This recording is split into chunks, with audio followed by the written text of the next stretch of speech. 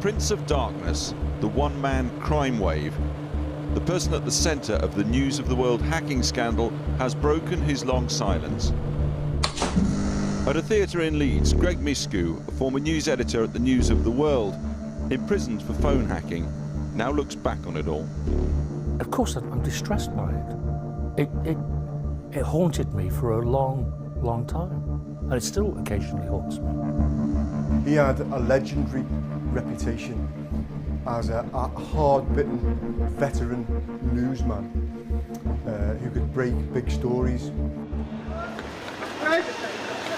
Greg Miskiw, the news editor who brought the phone hacker Glenn Mulcaire to the News of the World and turned a newspaper into a form of organised crime. We talk about hacking.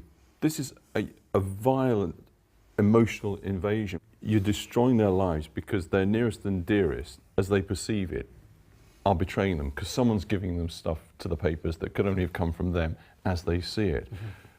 That is a terrifying thing to do. You were in a bubble to the News of the World where the objective was very simple. Just get the story. Just get it. No matter what? No matter what. No matter how? No matter how. That's what was expected of you. And if you didn't, and you didn't do it once or twice or 3 times and you failed, you'd be out the door.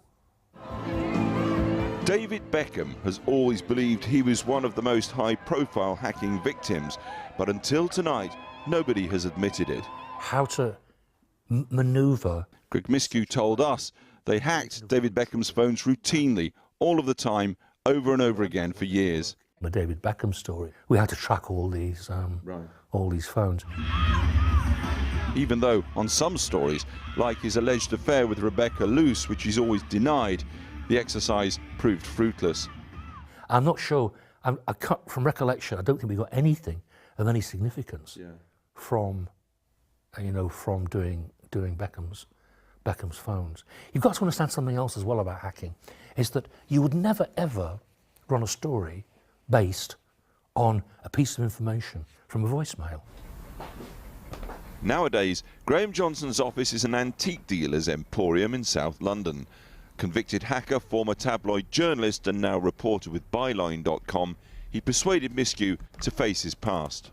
He was a master of the dark arts. He was the man, he was Glenn Mulcaire's handler. Glenn Mulcaire was the private detective who hacked phones, hacked emails, who broke into confidential records. And Greg was the recipient of all that, or most of that illegal information. So he's been called like the King's Cross station of the dark arts, because it all went through him. But when the paper was exposed over hacking into the phone of the missing teenager Millie Dowler, a new low had been reached. It was to prove terminal for the paper. Miskiw says he was away on holiday. I was in Florida at the time, and I lay down on my bed and stared at the fan for a couple of hours thinking how awful. It was like a scene out of a movie. I was absolutely devastated, absolutely devastated.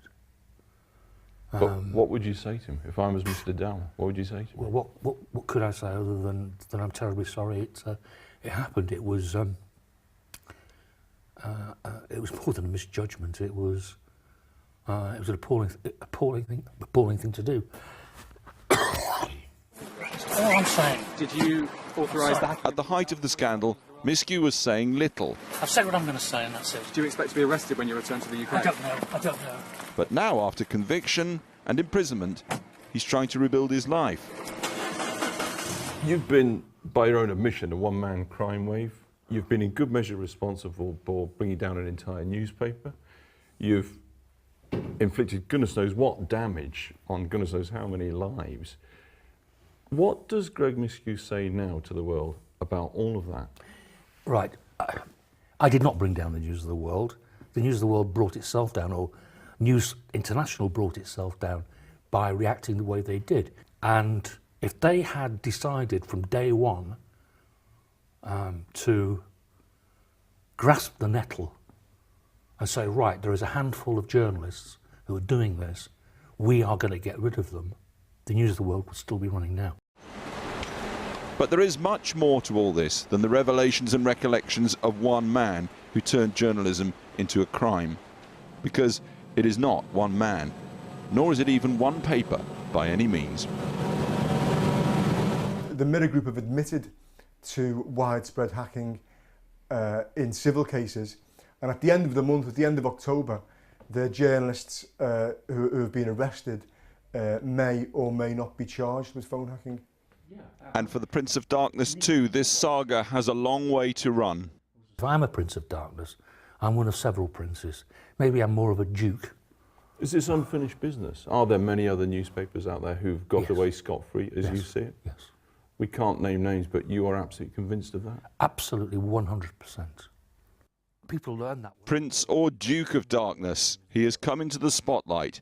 He may not be the only one. Tricks of the trade, the manoeuvring, the phraseology that you use.